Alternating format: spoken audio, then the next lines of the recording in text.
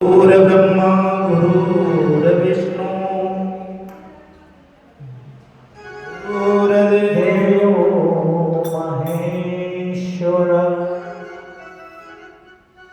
गुरुर्साक्षात् परब्रह्म तस्मै श्री गुरुवे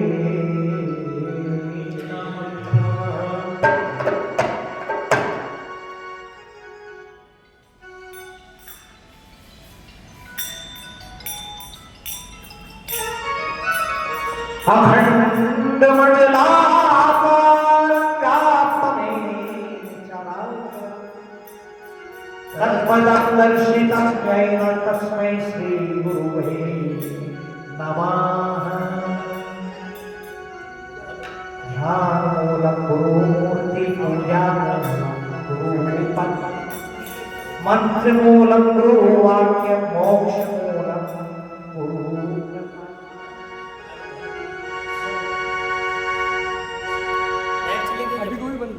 हरि ओम श्री राम ब्रह्मानंदं परम शुद्धं केवलं ज्ञानं द्वंद्वातीतं गगनसदृशं तत्त्वमशादिलक्षणम् एकं नित्यं विमलवर्जनं सर्वधि साक्षी भावातीतं त्रिगुणरहितं सर्वोपरि नमामि। मनोजीवं मारुततुल्यवेगं जितेन्द्रियं बुद्धिमतां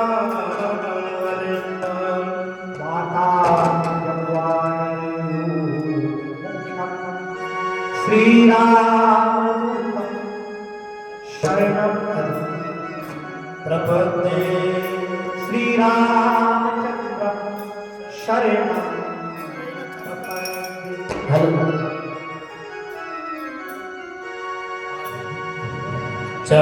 कर्पूरगौरं करुणावतार संसारसारं भुजगेन्द्रहारं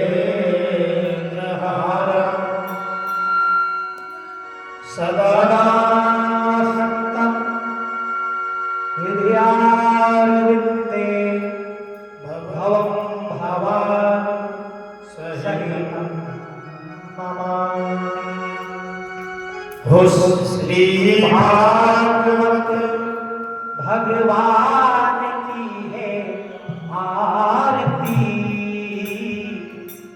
पापियों को पाप से तारती। श्री भागवत भगवान की है आरती, पापियों को पाप से तारती।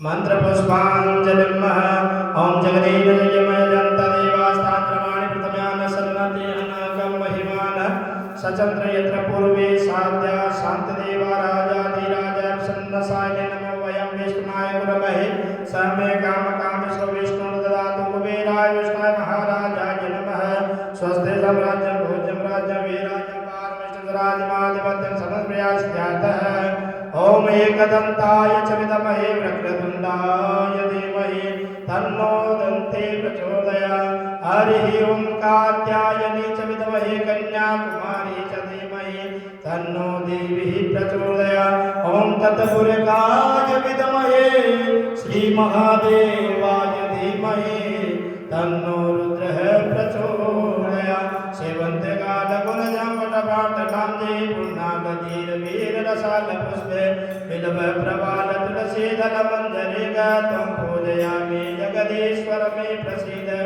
नाना सुगन्धिपुष्पाणि यथा कालो भवानि च पुष्पाञ्जलिर्मया दत्त गृहाणं परमेश्वर सुमन सुगंधित सुमनित सुमन सुगंधि सुजान पुष्पांजलि अर्पण करो मेरे नाथ करो स्वीकार मंत्र पुष्पांजलिं समर्पयामि त्वमेव माता च पिता त्वमेव बंधु च सखा त्वमेव विद्या द्रविणं त्वमेव सर्वं मम देव बोल वृंदावन बिहारी नाथ बोले श्रीमद् भागवत महापुराण की जय।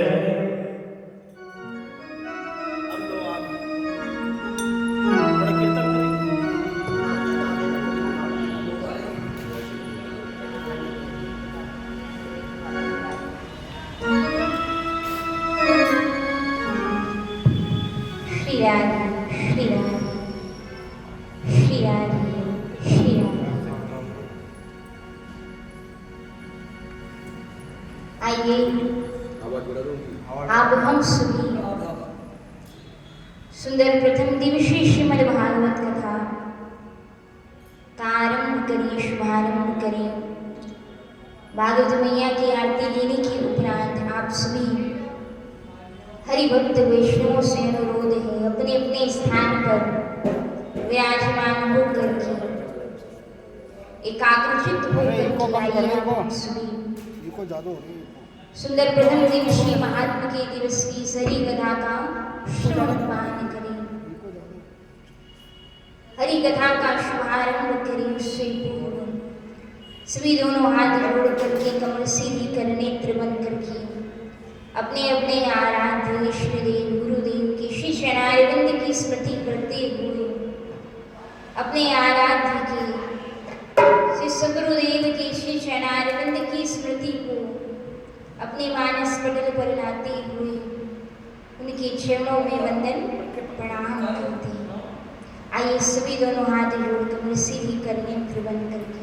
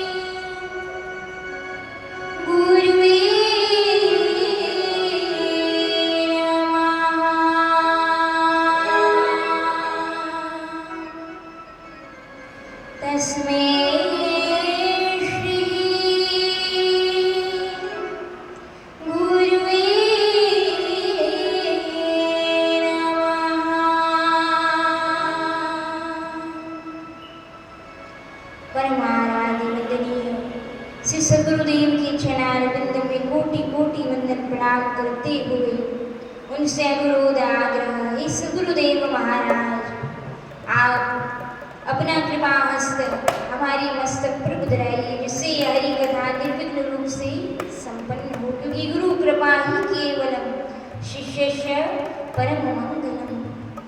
वक्रतुंड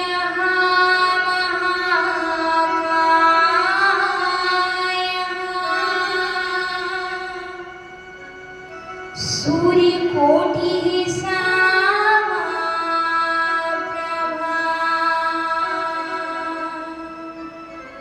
निर्विघ्नं कुरु मे देव।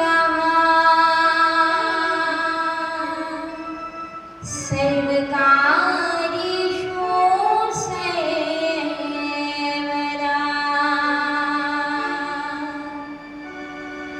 नारायणं नमस्कृत्य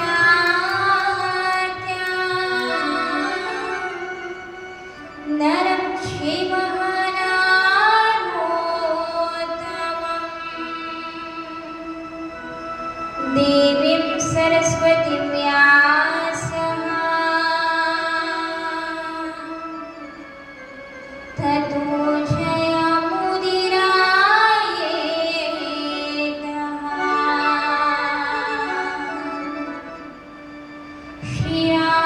श्रीराधामेरी स्वामिनी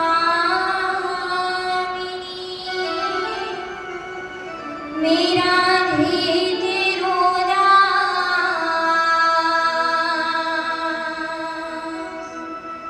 और जन्म जन्म मोहि दीजियो।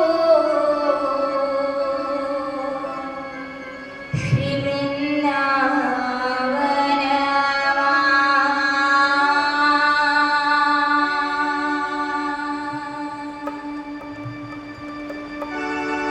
परम मंगलमय परात्पर अखिलेश्वर कारण करुणावरणालय मुक्तोच्छल मोर मुकुट पीताम्बरधारी बालकृष्ण लाल की वांग में शब्द में वाणी में प्रतिमूर्ति आप हम सबके मध्य में विराजमान श्रीमद् भागवत महापुराण को कोटि कोटि वंदन प्रणाम करते हुए स्थान देवता नगर देवता भू देवताओं के श्री चरणारविंद में कोटि कोटि वंदन प्रणाम करते हुए उनसे अनुरोध आग्रह आप सभी हरि कथा मंडप में पधार अपने अपने स्थान पर विराजमान होकर के हम सभी पर अपनी कृपा दृष्टि प्रदान करें।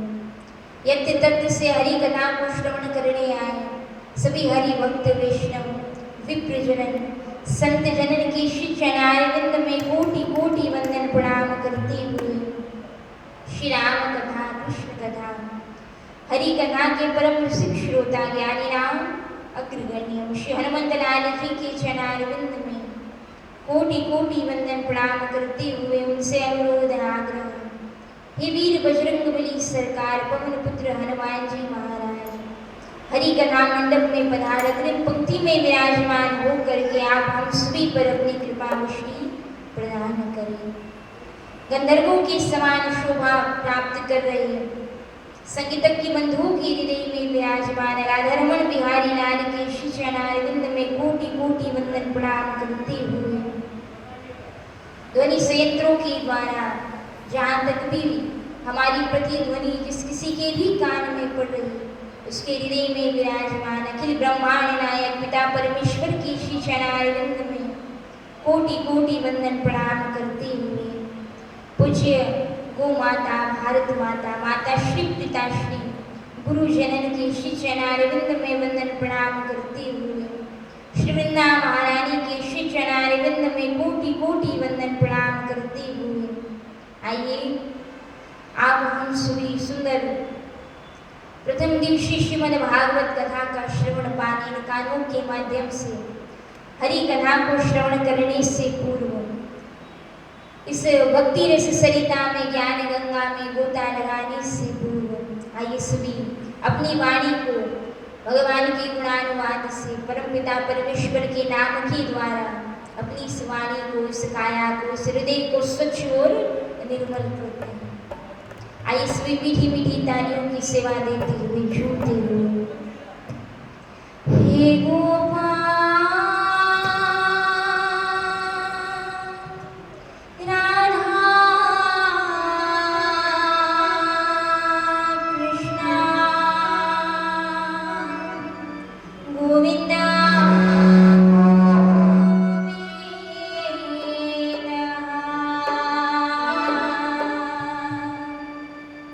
सभी मीठी मीठी तालियों की सेवा देते हुए झूमते हुए हे गोपाल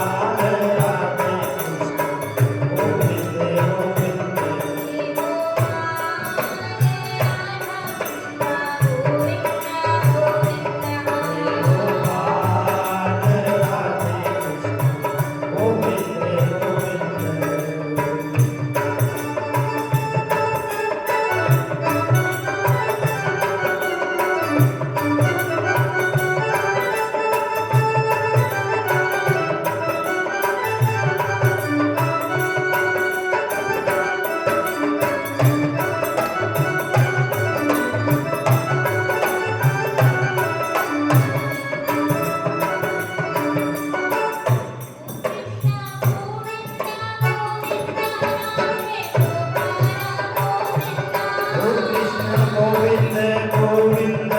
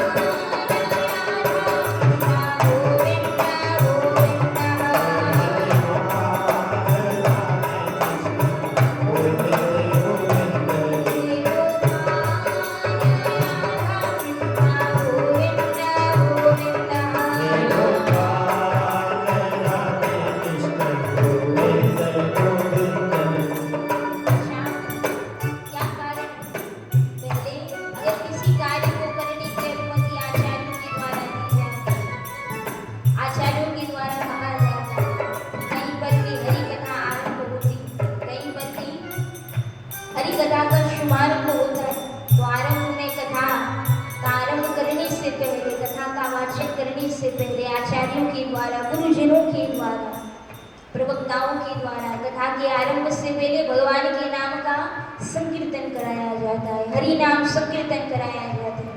क्यों कराया जाता है, क्या कारण है? भाई हम तो कथा सुनने के लिए आए हैं ना, तो सीधे भगवान की कथा ही कहना आरंभ करना चाहिए, सीधे हरि कथा ही सुनाना आरंभ करना चाहिए। फिर क्यों आवश्यकता है हरि नाम संकीर्तन कराने की? तो आचार्यों के द्वारा बड़ी अच्छी बात बताई गई। क्यों किया जाता है कथा से पहले हरि नाम संकीर्तन का, भगवान के नाम का गुणानुवाद क्यों किया जाता है? क्यों? क्योंकि मनुष्य 3 प्रकार से पाप में संलग्न होता है, मनसा वाचा और कर्मणा। 3 प्रकार से व्यक्ति पाप करता है इस मन के द्वारा। कभी जानकर कभी अनजाने में हम इस मन से अपने किसी प्रिय या किसी अप्रिय व्यक्ति के लिए न सोचने जैसी बातों का विचार करते हैं, चिंतन करते हैं, तो चिंतन के द्वारा पाप में संलग्न होते हैं। वाणी के द्वारा कभी बोलने जैसे न बोलने जैसे शब्दों का उच्चारण कर इस वाणी से पाप और दोष संग्रहित करते हैं। और इन हाथों के द्वारा कभी जानकर कभी अनजाने में हमारे द्वारा न करने जैसा पाप कर्म हो जाता है। तो कहा जाता है जब संकीर्तन में मुख से भगवान के नाम का गुणानुवाद किया जाता है, राम कृष्ण हरि नाम को पुकारा जाता है, तो क्या होता है उससे? किस वाणी के द्वारा कभी आपके द्वारा किसी अपशब्द को बोल करके किसी सामने वाले हरि भक्त वैष्णव के हृदय पर कुटाराघात हुआ हो वाणी से, तो संकीर्तन में मुख से भगवान के नाम का उच्चारण करने से वो वाणी शुद्ध हो जाती है, पवित्र हो जाती है। वाणी के द्वारा किया गया वो दोष वो पाप शून्य हो जाता है परमात्मा की दृष्टि में। और संकीर्तन में जब इन हाथों से करताल बजाई जाती है तो इन हाथों के द्वारा कभी अनजाने में भी कोई पाप कर्म हुआ हो तो संकीर्तन में करताल बजाने से वो पाप शून्य हो जाता है, क्षमा हो जाता है परमात्मा की दृष्टि में। और हृदय से परमात्मा के नाम का स्मरण कर जब उन्हें याद किया जाता है, पुकार लगाई जाती है, तो इस हृदय में परम पिता परमेश्वर की आराधनी शक्ति भक्ति महारानी का प्रादुर्भाव होता है। इसलिए मीठी मीठी तालियों की सेवा देते हुए झूमते हुए सभी हे गोपाल राधा कृष्ण गोविंद गोविंद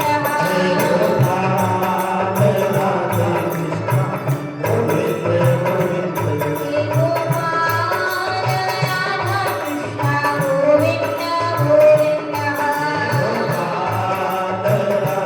कृष्ण गोविंद गोविंद कृष्ण गोविंद गोविंद राधे गोपाल गोविंद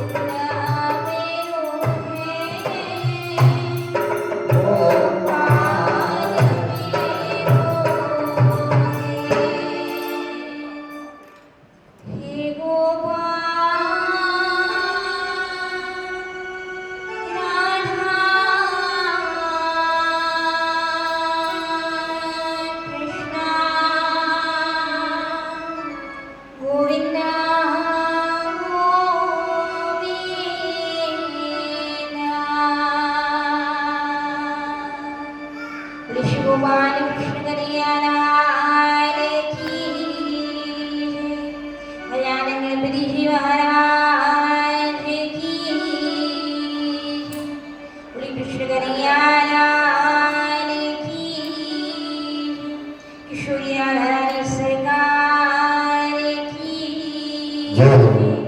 शिव नमः पार्वती पते हर हर महादेव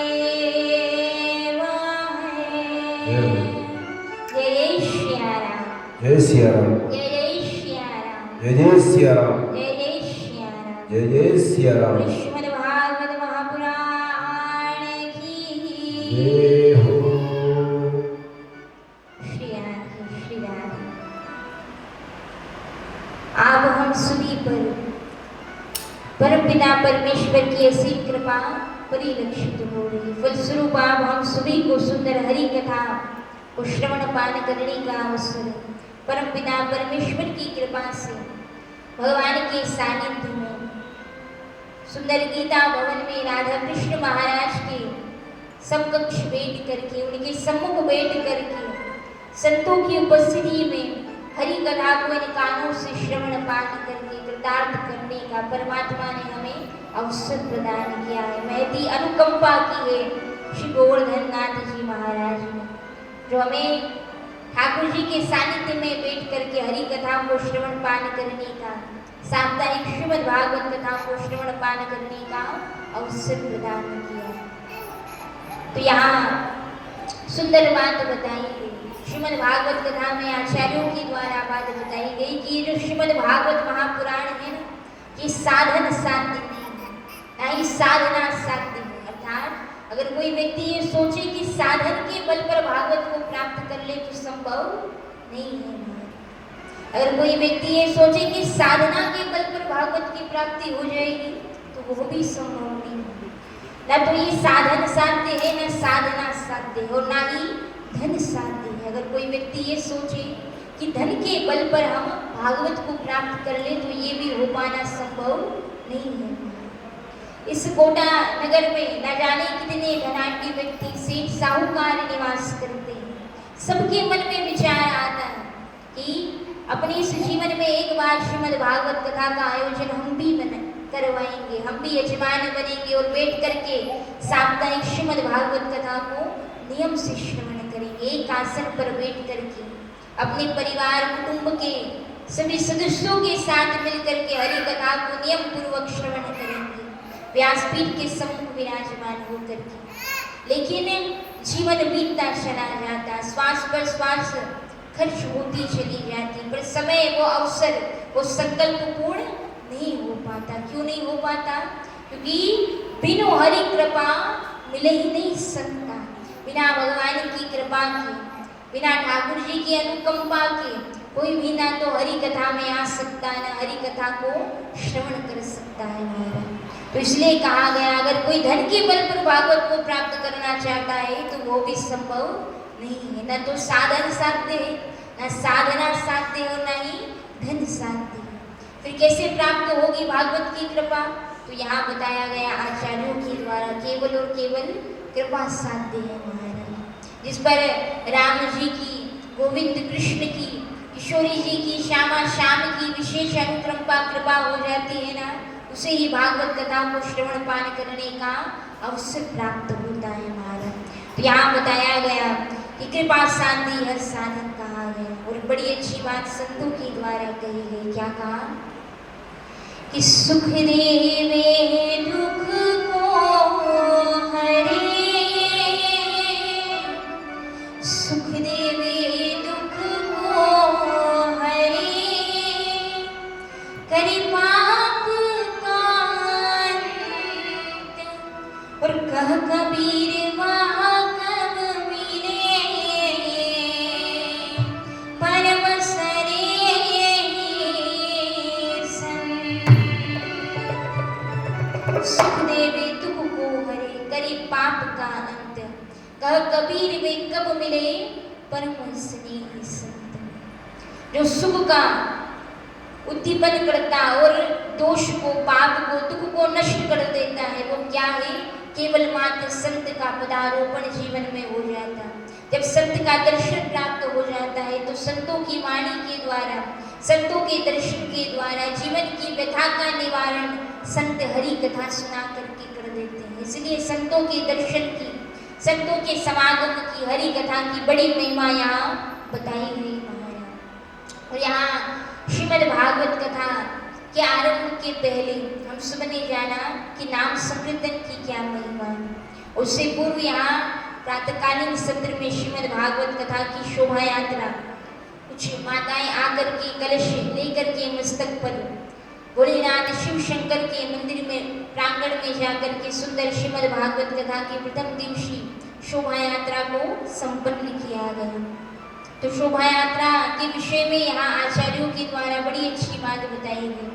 यहाँ भागवत कथा के आरंभ के पहले शोभा यात्रा की जाती है। शोभा यात्रा का महत्व बताते हुए कहा गया है कि अगर आपके नगर में, आपके क्षेत्र में अगर कोई पदाधिकारी व्यक्ति पधारता है, कोई राजा आता है, कोई पदाधिकारी व्यक्ति आता है, तो उस पदाधिकारी व्यक्ति के आने पर वो पदाधिकारी व्यक्ति अपने अधीनस्थ कार्यकर्ताओं के साथ मिलकर के जब मार्ग से निकलते हैं तो उसे रोड शो कहा जाता है।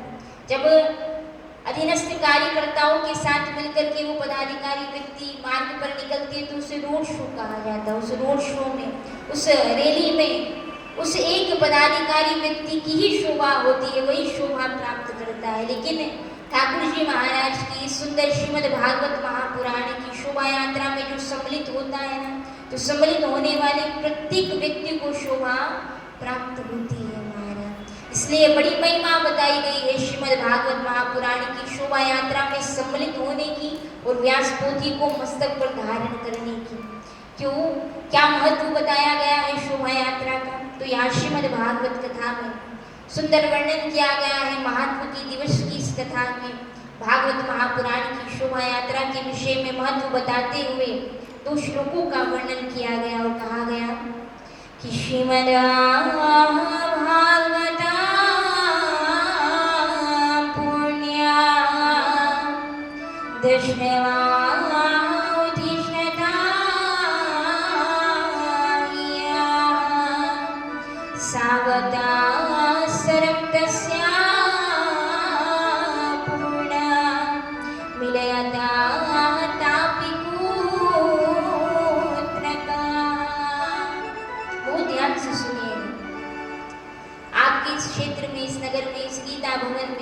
समय समय पर भागवत कथाओं का आयोजन होता रहता है।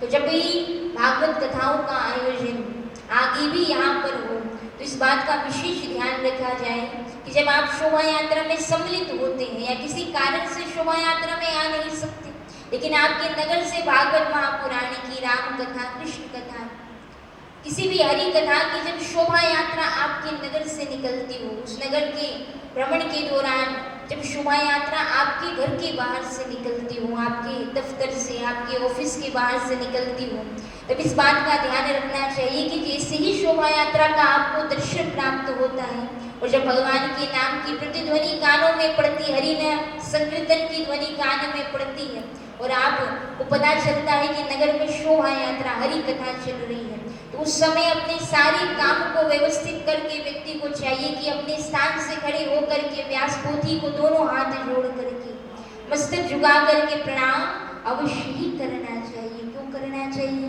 क्योंकि जो व्यक्ति शोभा यात्रा को देखने के बावजूद भी भागवत महापुराण को, राम कृष्ण हरि कथा को देख कर भी, शोभा यात्रा को देख कर भी व्यास पोथी के सम्मुख झोंका त्यों बैठा रहता, न तो अपने स्थान से खड़ा होता, न हाथ जोड़ मस्तक झुकाकर वंदन प्रणाम करता है, तो यहाँ श्रीमद् भागवत पुराण के भागवत महत्व में वर्णन किया गया है कि ऐसे व्यक्ति के वर्ष भर के किए गए सभी पुण्य फल उसी समय शून्य हो जाते हैं, क्षीण हो जाते हैं।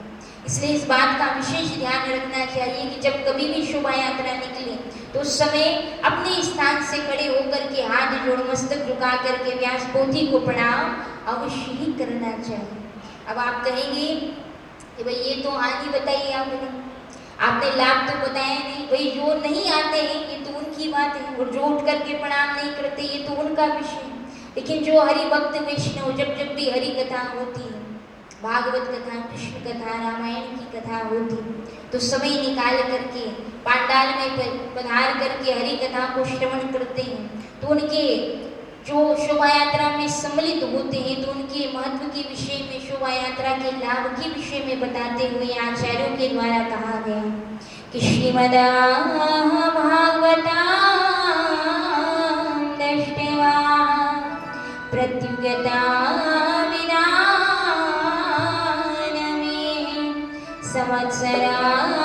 संवत्सरानरेव तदृष्ट्वा भवेत् प्रीतिममातुला। जो भागवत महापुराण की शोभा यात्रा में सम्मिलित होता है, हाथ जोड़ करके, मस्तक झुका करके शोभा यात्रा में जो व्यास पोथी है, उस व्यास पोथी को मस्तक झुका करके प्रणाम करता है ना, तो उसे ऐसा करता देख करके वृंदावन बिहारी लाल अखिल ब्रह्मांड नायक पिता परमेश्वर लक्ष्मी नारायण प्रभु उस पर विशेष अनुकंपा करते हैं।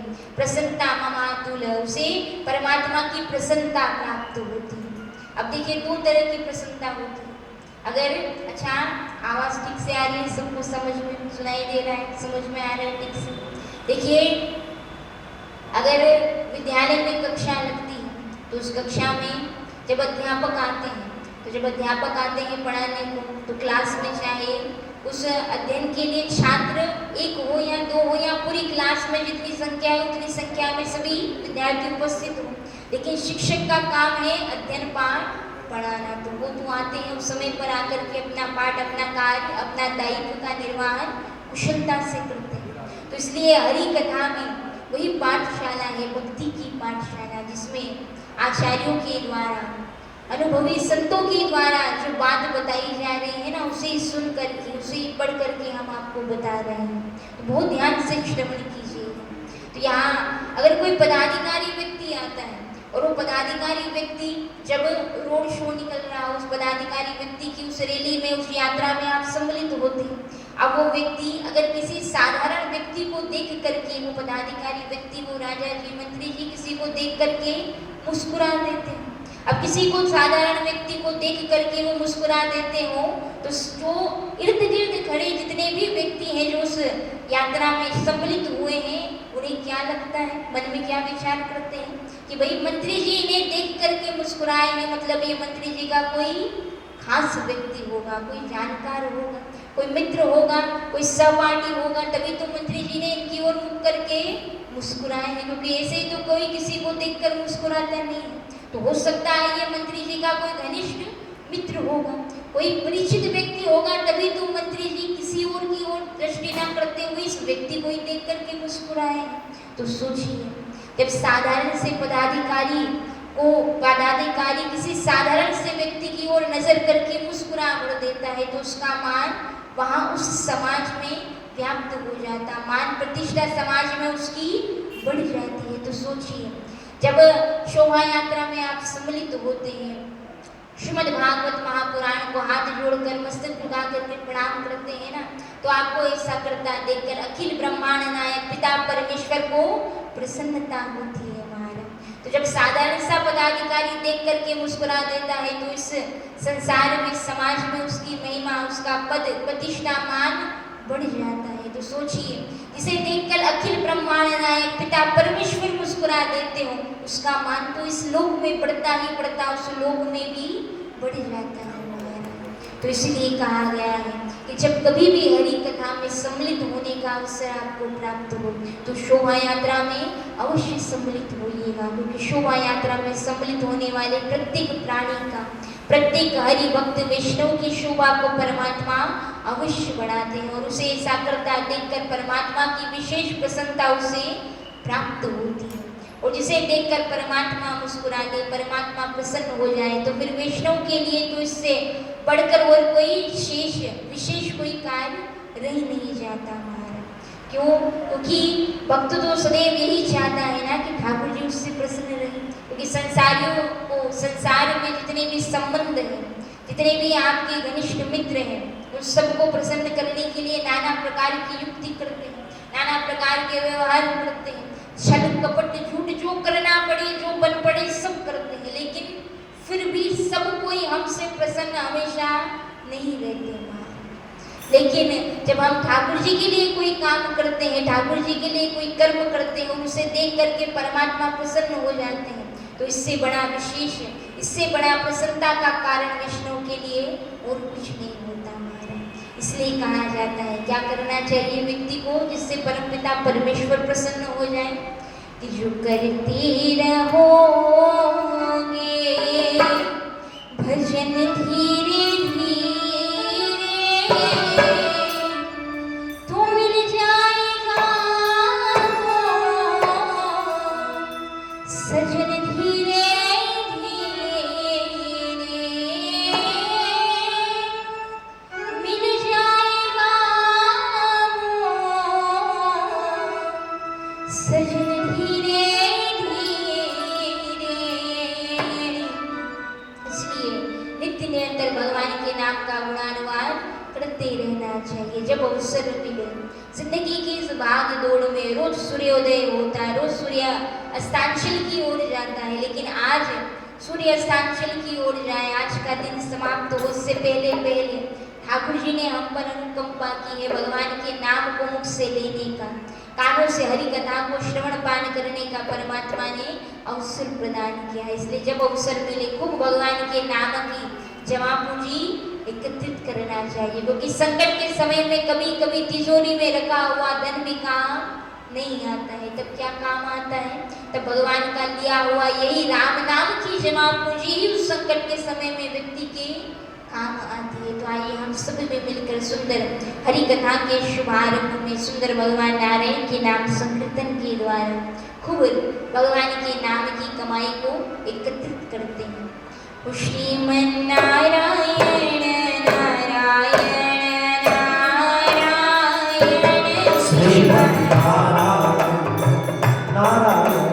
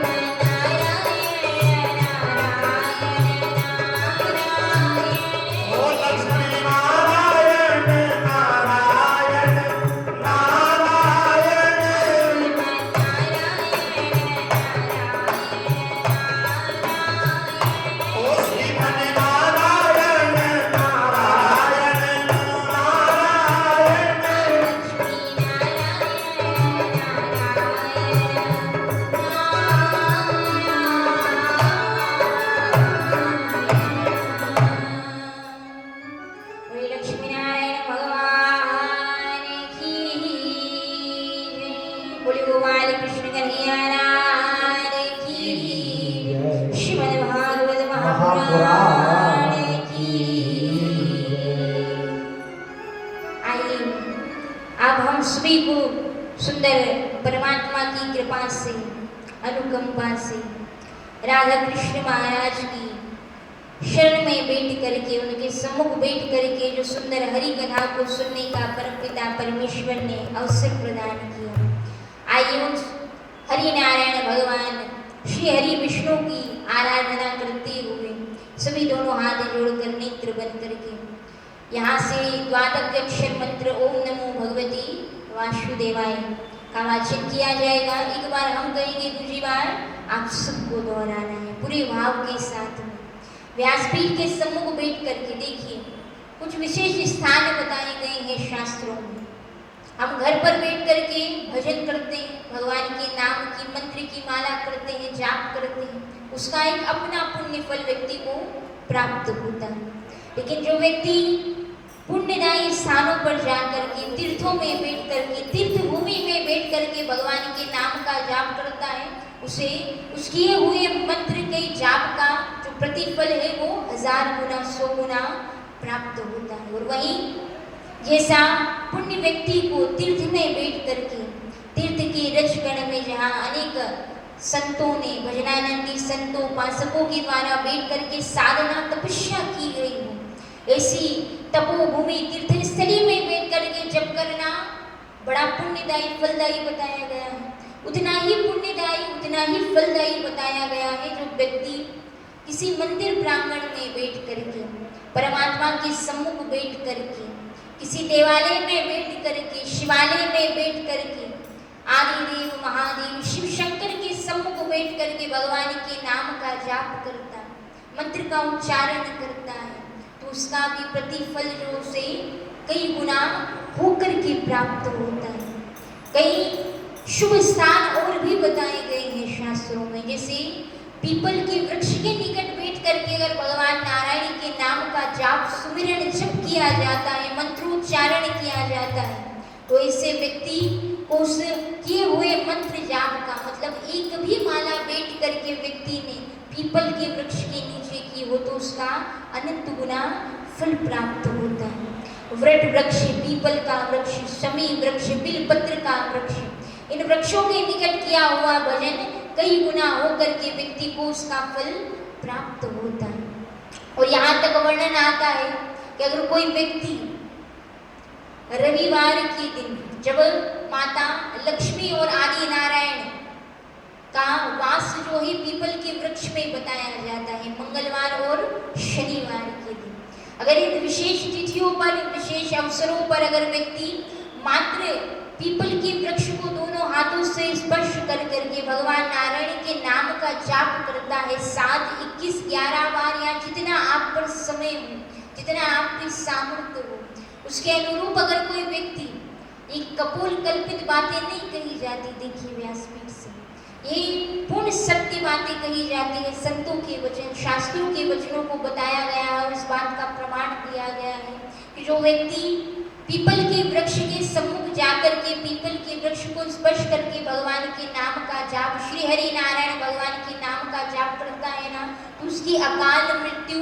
टल जाती है, फिर उस व्यक्ति की कभी भी अकाल मृत्यु नहीं होती महाराज। तो हम आपको बता रहे थे कि घर पर बैठ करके भजन करो, उसका पुण्य आपको प्राप्त होगा, लेकिन वही भजन अगर किसी देवालय में जाकर, शिवालय में जाकर, भगवान की सन्निधि में बैठ करके, गीता भवन के इस प्रांगण में बैठ करके, राधा कृष्ण महाराज के सानिध्य में बैठ करके, संतों के सानिध्य में बैठ करके किया जाता है, तो उसका प्रतिफल कई गुना होकर के हमें प्राप्त होता है।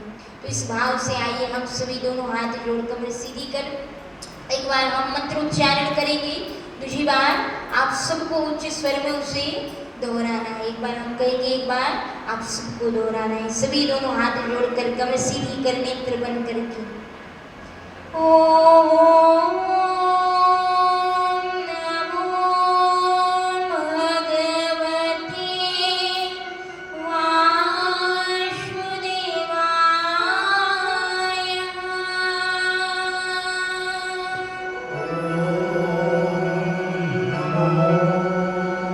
भगवते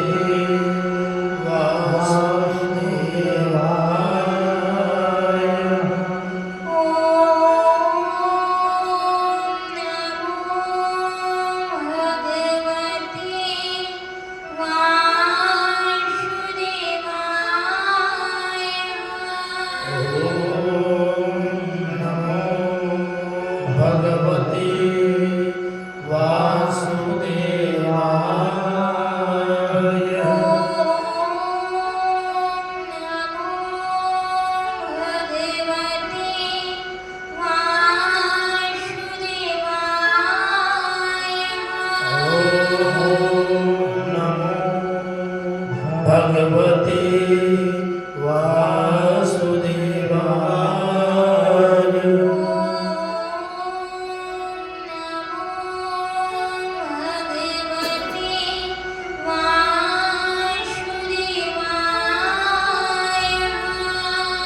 ओम नमो भगवते वासुदेवाय।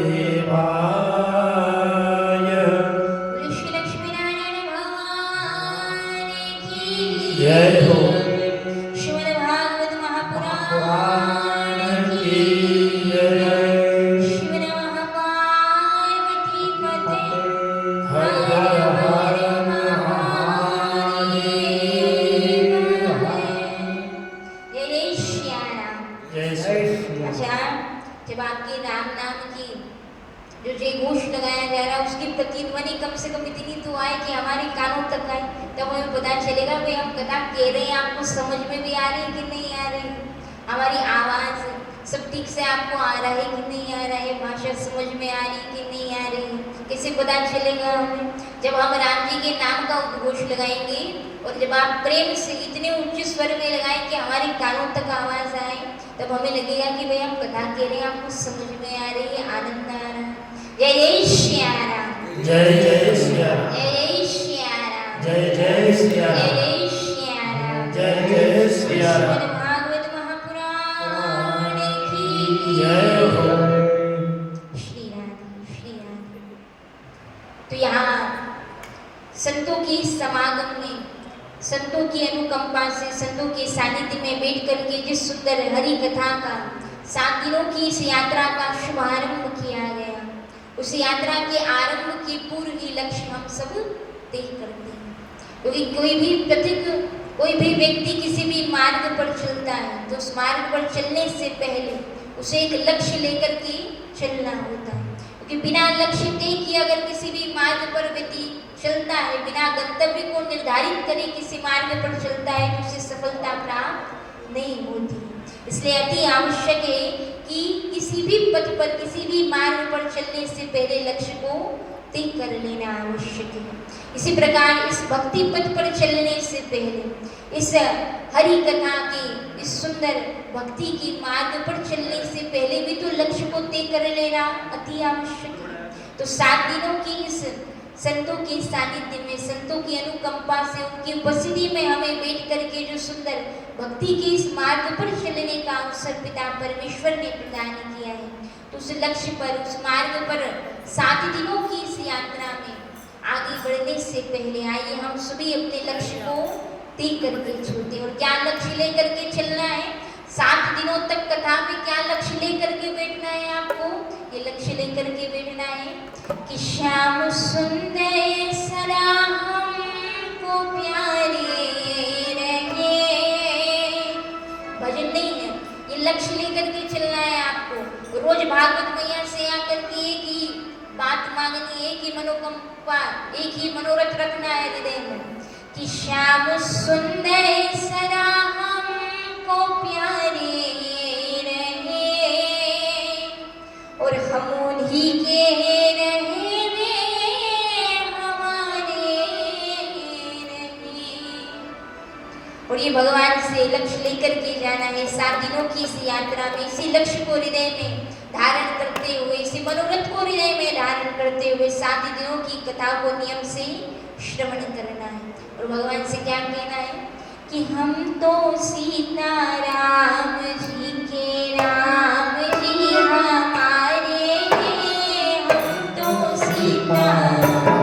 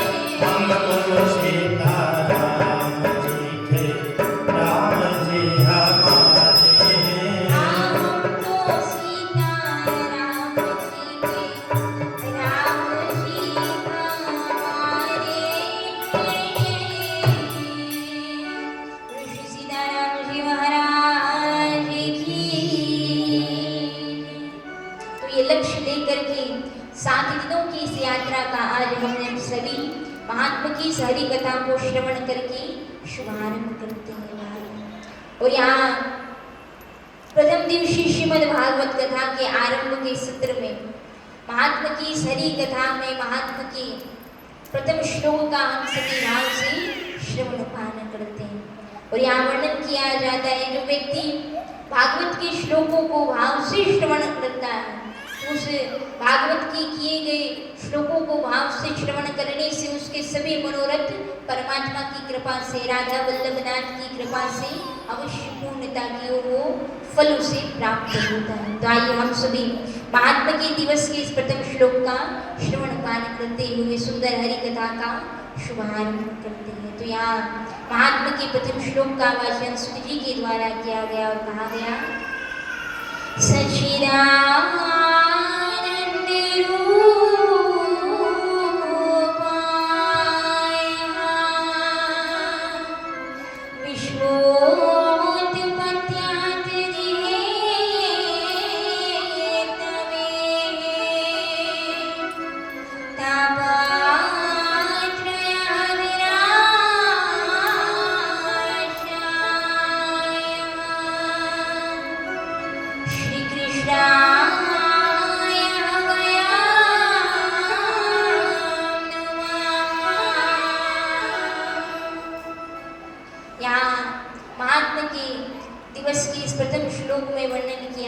सच्चिदानंद परमात्मा के स्वरूप का वर्णन करके कहा गया है कि परमात्मा का स्वरूप कैसा है, सच्चिदानंद स्वरूप बताया गया, सत्य स्वरूप, चैतन्य स्वरूप और आनंद स्वरूप कहा गया। अब सत्य किसे कहते हैं?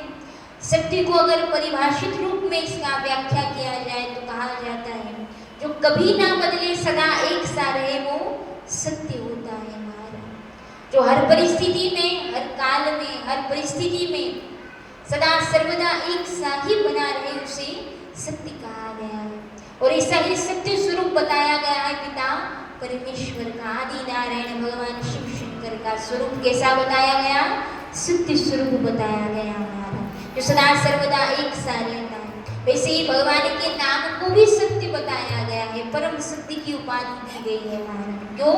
क्योंकि राम जी के नाम की महिमा पहले भी थी, राम नाम की महिमा आज भी और युग युगांतर तक राम नाम की महिमा जो की त्यों बनी रहेगी महाराज। ये जो भागवत महापुराण है ना, भगवान कृष्ण का वाक्यमय स्वरूप, शब्दमय स्वरूप, ये भी सत्य स्वरूप है परमात्मा का। क्यों?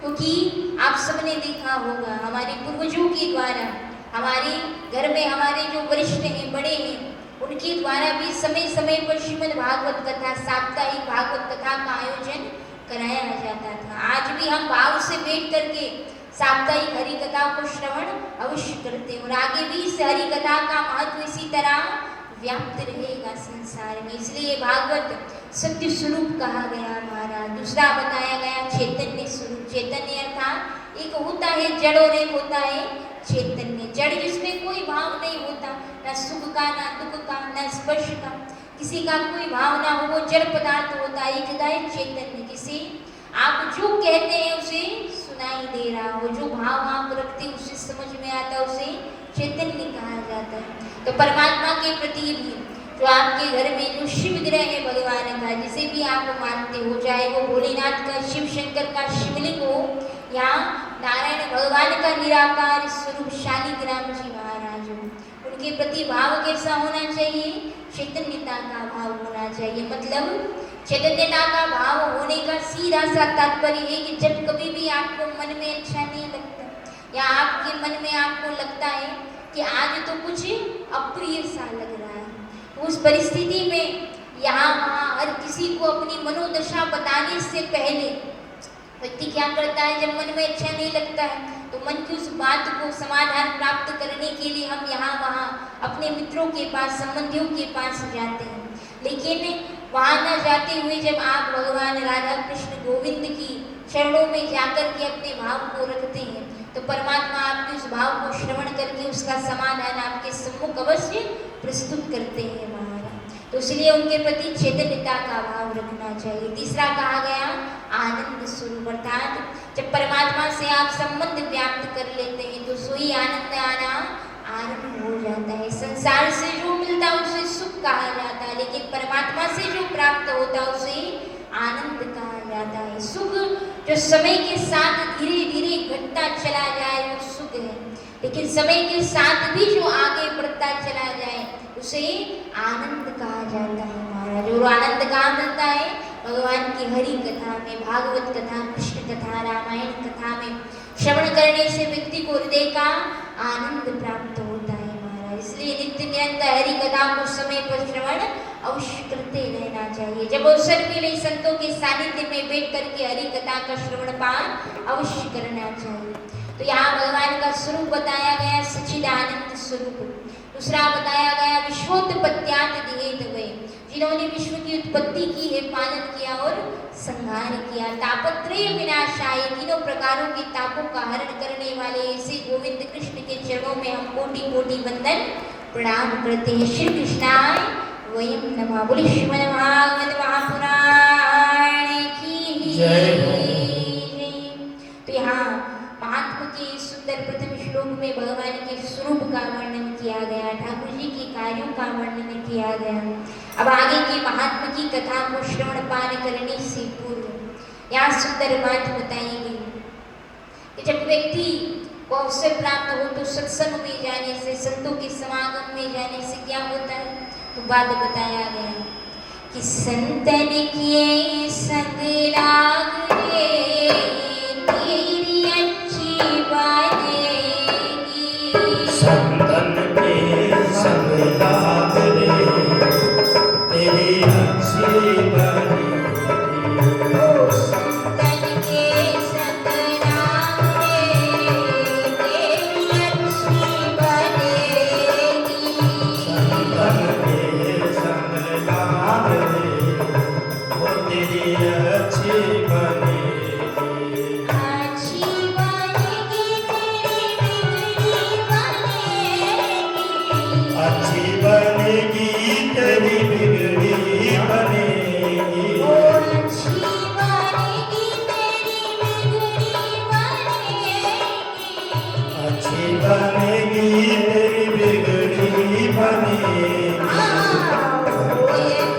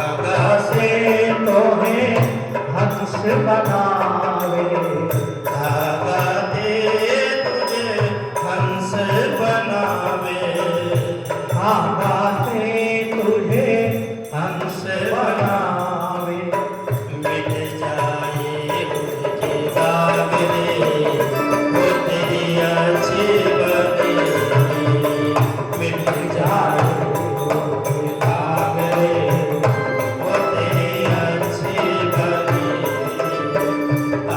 बनेगी तेरी बिगड़ी बनेगी, अच्छी बनेगी तेरी बिगड़ी बनेगी, वो संतन के संग लाग रे, तेरी अच्छी बनेगी,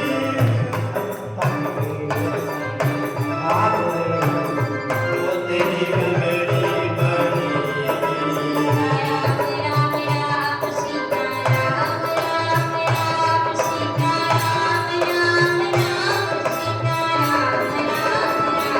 सीताराम राम राम, राजा राम राम राम, बोलो राम राम राम, सीताराम राम राम। सीताराम राम राम, सीताराम राम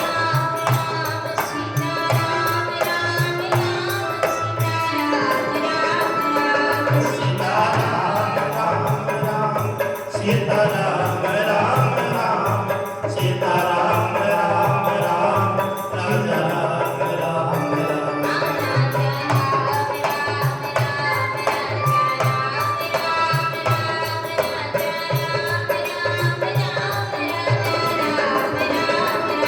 सीताराम राम राम, सीताराम राम राम, ओ राजा राम राम राम, राजा राम राम राम।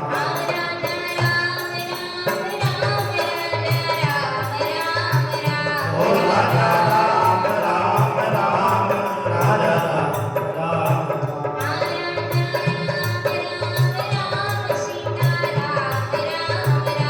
ओ राजा राम राम राम, सीताराम राम।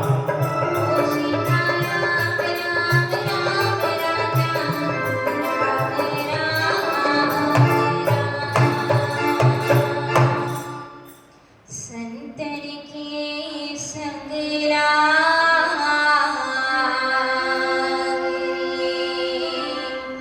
तेरी अच्छी वारेगी।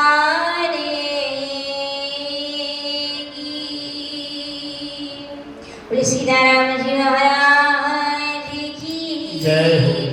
श्रीमद् भागवत महापुराण की जय हो। शिव नमः पार्वती पते हर हर हर महादेव।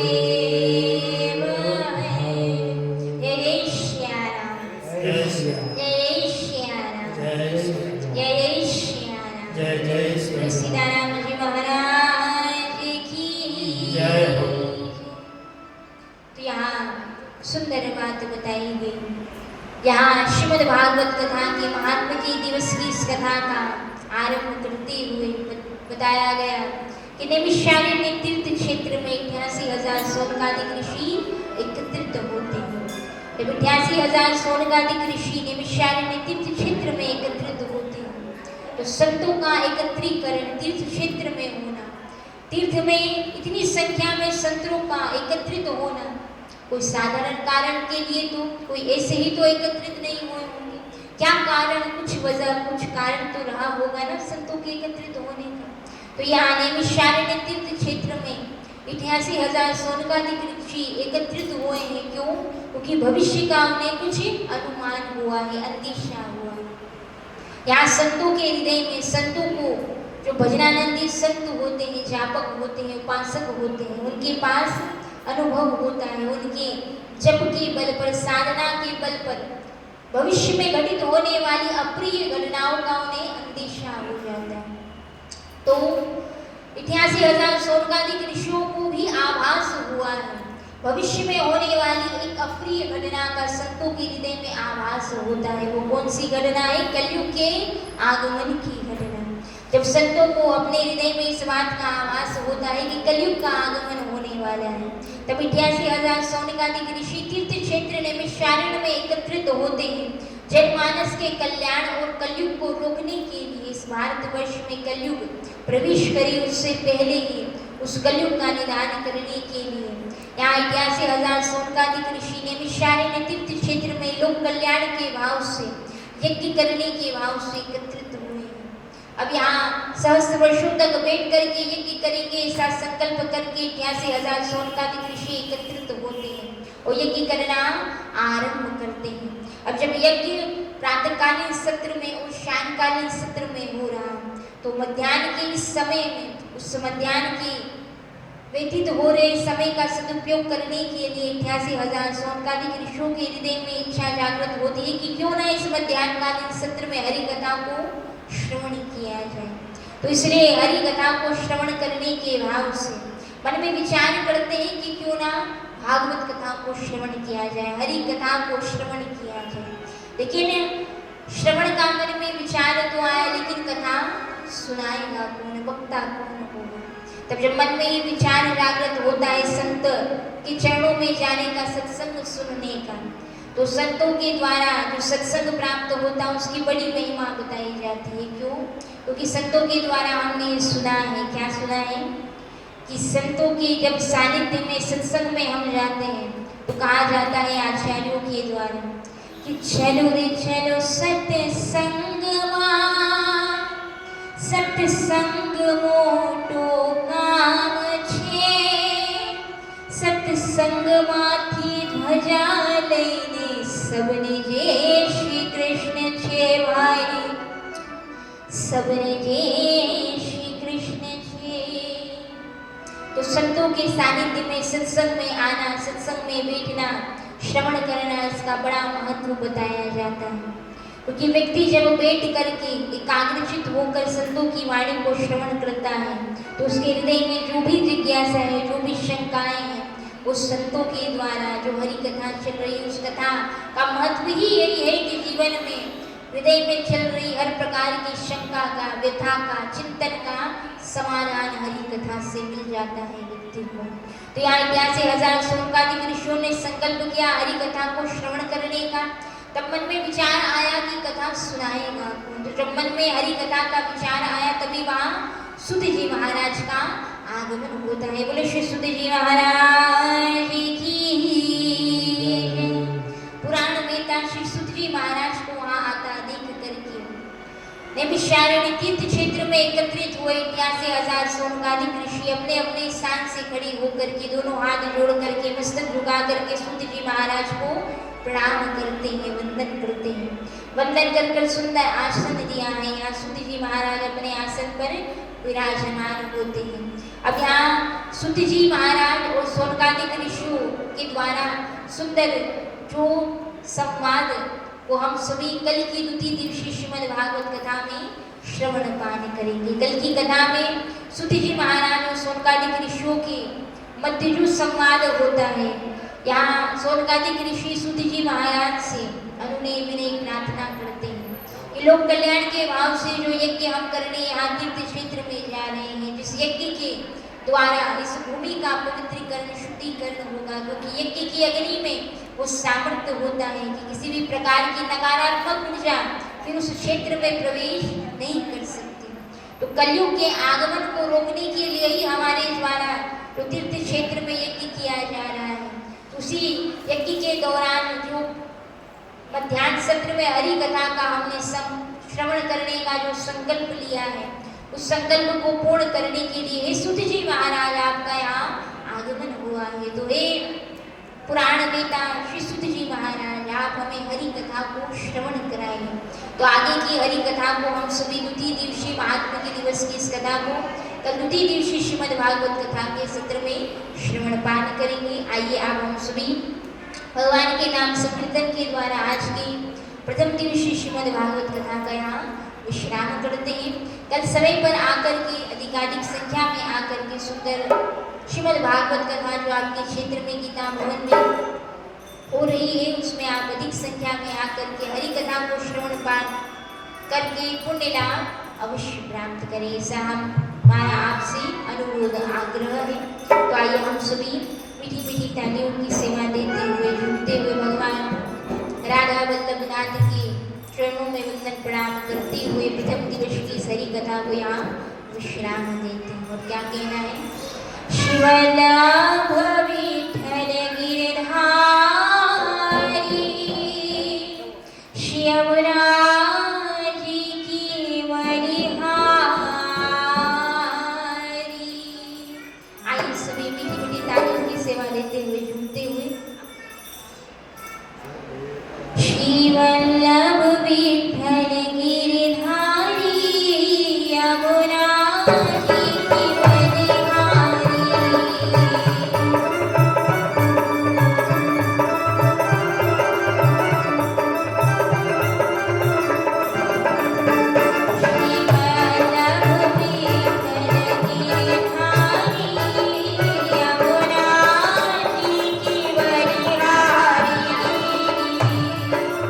जय हो।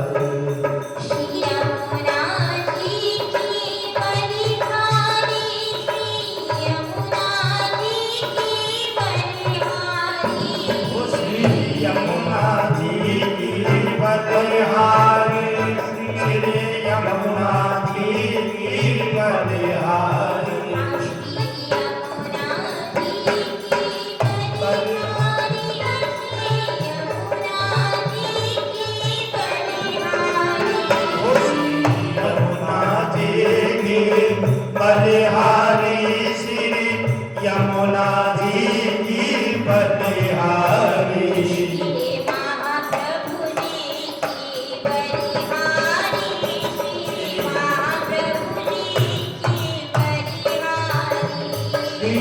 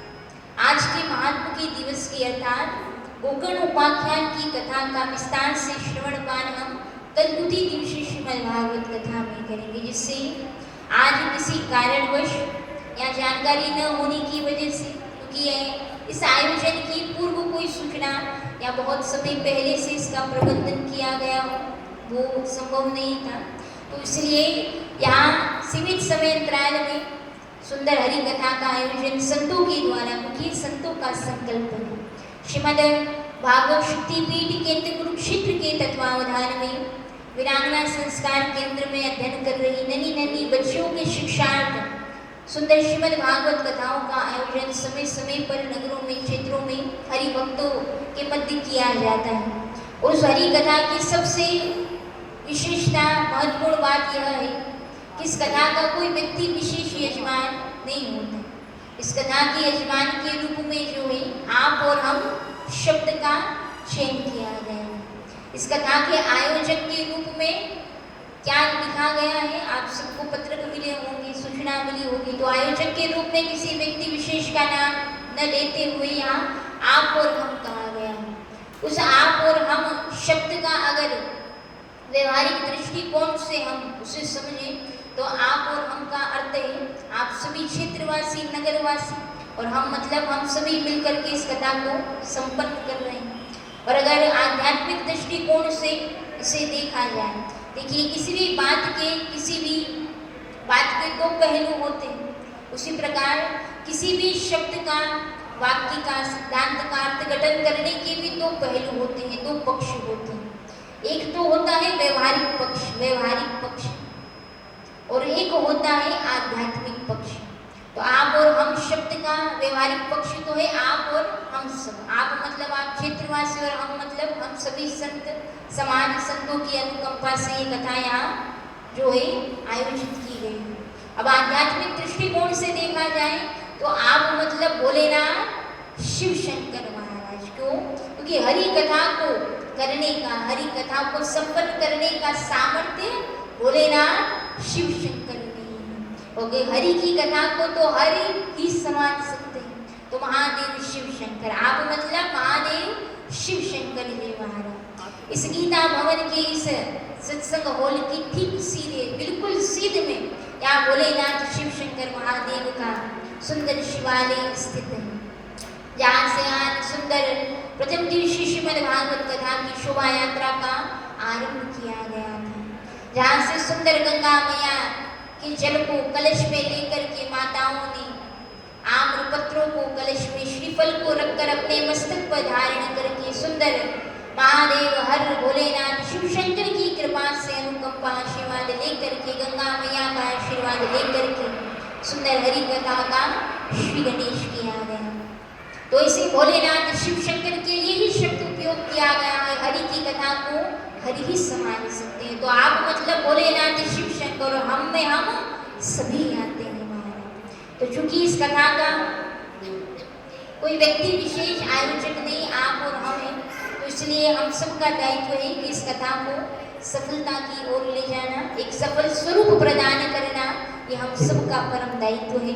तो संतों के जो संकल्प लिया है, संतों का जो सुंदर संकल्प लिया गया है। देखिए हम संसारी किसी काम को करते हैं तो क्या सोचते हैं कि हमारे पीछे थोड़ी संख्या होगी उत्साहवर्धन करने के लिए, थोड़ी संख्या होगी विचार विमर्श करने के लिए कि भाई जो काम करने जा रहे हैं, जिस काम का बीड़ा उठाया है वो सही है भी या नहीं, या उस काम को करने के बाद सफलता मिलेगी या नहीं मिलेगी, उसका परिणाम हमें क्या प्राप्त होगा। तो एक संसारी अगर किसी काम को करता है तो अपने पीछे जन सेना को, जन समुदाय को चाहता है कि वो उसके पीछे खड़ा हो विचार विमर्श के लिए, उसका उत्साहवर्धन करने के लिए। तो ये तो हुआ एक संसारी का मत, एक संसारी का व्यवहार। लेकिन संत का व्यवहार ठीक इससे विपरीत होता है। संत कभी भी किसी भी काम को करने से पहले ये नहीं सोचता है कि उस काम को करने के लिए उसके पीछे सहयोग करने के लिए कितने व्यक्ति खड़े होंगे। संत क्या देखते हैं? संत इस बात का चयन करते हैं कि जो काम करने का जिम्मा, जिस काम को करने में जा रहा हूँ वो काम लोक कल्याण का, परमार्थ का है। जब संतों को इस बात का पता चल जाता कि जो काम किया जा रहा है उससे लोगों का हित होगा, परमार्थ होगा, कल्याण होगा, तो संत इस बात की चिंता बिल्कुल नहीं करता कि उसके पीछे उसका सहयोग करने के लिए जन समुदाय खड़ा है या नहीं है महाराज। तो किसी भी अच्छे काम को करने के लिए किसी एक व्यक्ति को पहल करनी ही पड़ती है महाराज। और जब कोई एक व्यक्ति अच्छे काम की पहल कर देता है तो उसके पीछे, क्योंकि सत्य संकल्पाचा दाता नारायण तुकाराम जी महाराज कल तुकाराम जी महाराज की जयंती हम यहाँ कल के दिन व्यतीत हुए। तो कल तुकाराम जी महाराज ने अपने अभंग में कहा है कि सत्य संकल्पाचा दाता नारायण। जो व्यक्ति अच्छे संकल्प करता है, जनहित के कल्याण के संकल्प करता है, तो उसके उस संकल्प को पूर्ण करने के लिए जो भी आवश्यक सामग्री होती है उसकी व्यवस्था स्वयं श्री हरि नारायण के द्वारा की जाती है। तो संत बिना इस बात की चिंता किए कि पीछे कोई होगा सहायता के लिए नहीं होगा, वो निकल पड़ते हैं अलग जगाने के लिए, भक्ति की अलग जगाने के लिए, पहल करते हैं भक्ति के इस पथ पर चलने के लिए। तो इसे संतों के द्वारा सुंदर इस हरि कथा का यहाँ शुभारंभ किया गया है। तो हम सबका यह परम दायित्व है कि हम सभी इस सुंदर संतों के इस शुभ संकल्प को सफल रूप प्रदान करने हेतु जो भी तन मन से हम सभी यहाँ उपस्थिति दर्ज करा करके इस कार्यक्रम को सफल, इस आयोजन को सफल स्वरूप अवश्य ही प्रदान करें, ऐसा हम सभी आपसे आग्रह अनुरोध करते हैं। और दूसरी बात, संतों को ये बल कहाँ से प्राप्त होता है ये काम करने का? भाई अकेले किसी काम का जिम्मा उठा करके चलना इतना आसान नहीं होता। तो यहाँ संतों के ही सानिध्य में, संतों के ही द्वारा एक बात को श्रवण किया कि संतों को बल कहाँ से मिलता है कि जब जंगल में आग लग जाती है, तो जंगल में भयावह आग जब लग जाती है तो एक चींटी समुद्र से चोंच में पानी भर भर कर लेकर के आती है और उड़कर आती है, उस जंगल में लगी हुई भयावह आग को बुझाने का प्रयास करती है। अब उसे ऐसा करता देख करके जो वन में अन्य पशु हैं, पक्षी हैं, वो उस चिड़िया को बार बार समझाते हैं कि अरे चिड़िया, तुझे क्या लगता है कि चोंच में थोड़ा थोड़ा चुल्लू भर जो पानी लेकर के आ रही है, इससे लाए हुए पानी को डालने से क्या वन की इस भयावह अग्नि को, ज्वाला को तू शांत कर पाएगी? क्यों व्यर्थ परिश्रम करती है, क्यों व्यर्थ प्रयास करती है? तेरा ये प्रयास सफल नहीं होगा, व्यथा ही जाएगा। लेकिन वो चिड़िया इतना सुंदर उत्तर प्रदान करती है। क्या कहती है वो चिड़िया? वो चिड़िया कहती है ये सत्य है, मैं जानती हूँ कि मेरे चोंच में समुद्र से पानी भरकर लेकर आने से और यहाँ बूंद बूंद पानी डालने से ये जंगल की आग बुझने वाली नहीं है, लेकिन फिर भी मैं प्रयास करती रहूंगी। क्यों करती रहूंगी? क्योंकि भविष्य में कभी भी इस घटना का जब विवरण होगा, भविष्य में जब कभी भी इस घटना का बात होगा, इस घटना का परिचय होगा, इस घटना का संवाद होगा, कहा जाएगा, वर्णन होगा, तब मेरा नाम आग लगाने वालों में नहीं, आग बुझाने वालों में लिया जाएगा। तो इसलिए संत भी अलग जगाते हैं भक्ति की।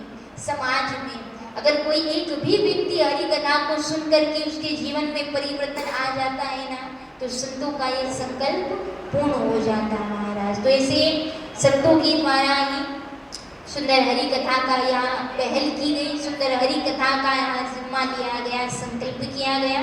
तो हम सभी उस संकल्प को अपनी पूर्ण श्रद्धा के साथ में सफल रूप प्रदान करने में अपना जो भी उपस्थिति दर्ज अवश्य कराएं, ऐसा आप सभी से अनुरोध है।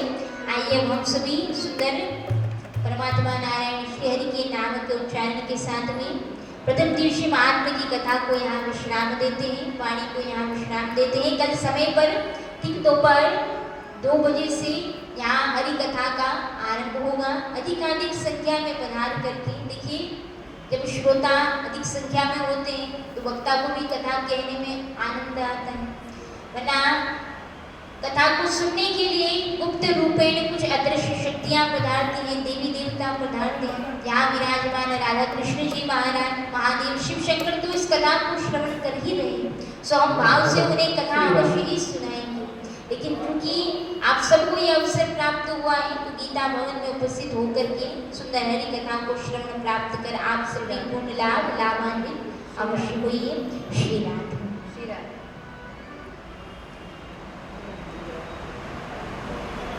तो कल के दिवस की कथा में समय पर आप सभी पधार करके हरि कथा का लाभ अवश्य। श्री राधे। आइए यहाँ राष्ट्रीय जी के द्वारा कुछ विशेष सूचनाएं दी जा रही हैं, उस सूचनाओं का हम सभी श्रवण पान करें। उसके उपरांत भागवत मैया की आरती और प्रसाद लेकर के सभी अपने अपने गंतव्य की ओर गमन करें। श्री राधे। श्री राधे। श्री राधे। ब्रह्मा गुरुर्विष्णु गुरुर्देवो महेश्वरा गुरुर् साक्षात् परब्रह्म तस्मै श्री गुरुवे नमः।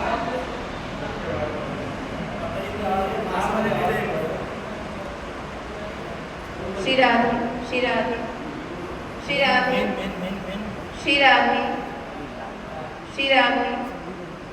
श्रीमद् भगवद गीता शक्तिपीठ केंद्र कुरुक्षेत्र के तत्वाधान में सप्तम दिवसीय श्रीमद् भागवत कथा का आयोजन गीता भवन कोटा में हो रहा है। आप हम सभी कथा का श्रवण लाभ यहाँ पर कर रहे हैं। आज कथा का प्रथम दिवस है। यहाँ पर जो भी उपस्थित हैं आप सभी का हम हृदय से स्वागत वंदन अभिनंदन करते हैं और कल की कथा में अधिक से अधिक मातृशक्ति और सभी यहाँ पर उपस्थित हो ऐसी आप सभी से प्रार्थना है। अभी गीता समिति गीता भवन की जो हमारी कार्यकारिणी समिति है उनके मंत्री जी से मैं निवेदन करूंगी कि आप आएँ और मंच का संचालन करें। मंत्री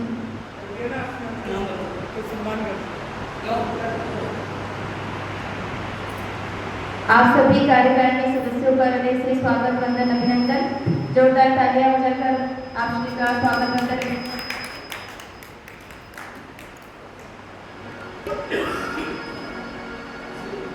हेलो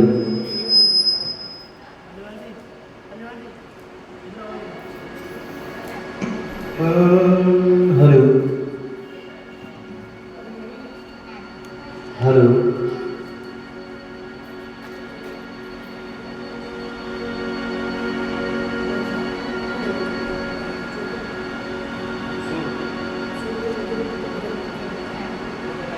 जो भी आपकी इच्छा हो।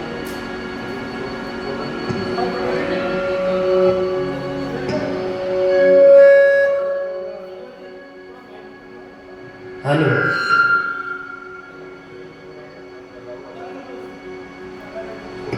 हेलो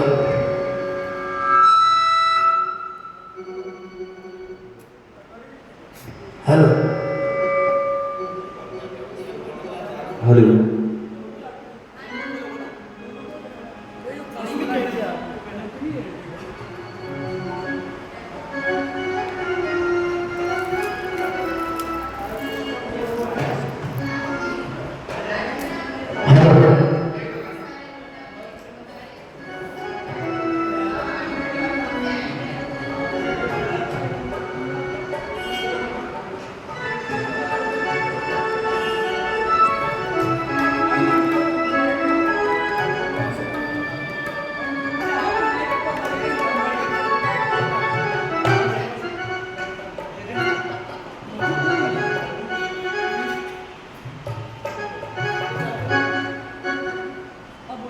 हेलो हेलो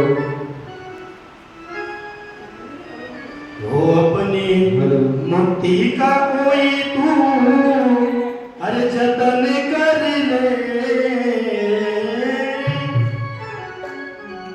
वो अपनी मुक्ति का कोई तू जतन कर ले। वो रोज थोड़ा थोड़ा हरि का भजन कर ले। थोड़ा थोड़ा हरि का भजन कर ले। मुक्ति का कोई तू जतन कर ले। मुक्ति का कोई तू जतन कर ले। रोज थोड़ा थोड़ा हरि का भजन कर ले। थोड़ा थोड़ा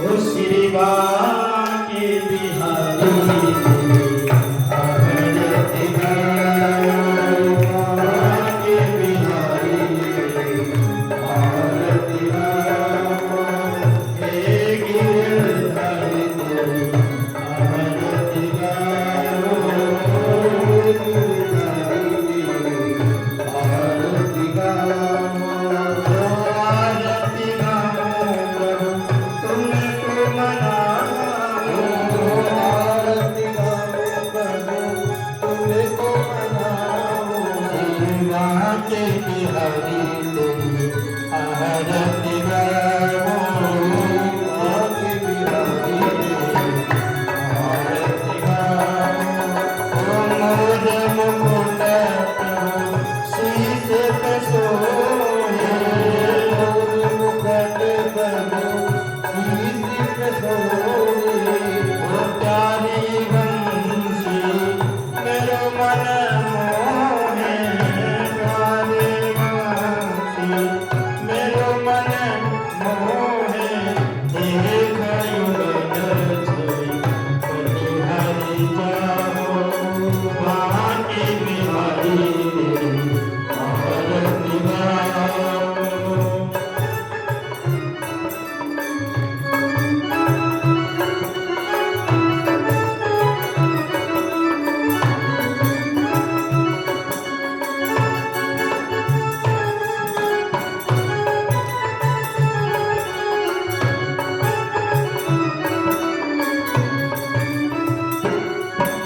चरणों से निकली गंगा प्यारी चरणों से निकली गंगा प्यारी जिसने सारी दुनिया तारी जिसने सारी दुनिया तारी उन्हें चरणों में शीश झुकाओ उन्हें चरणों में शीश झुकाओ श्री बांके बिहारी तेरी आरती गाओ बांके बिहारी तेरी आरती गाओ हे गिरधर तेरी आरती गाओ हे गिरधर तेरी आरती गाओ श्री बांके बिहारी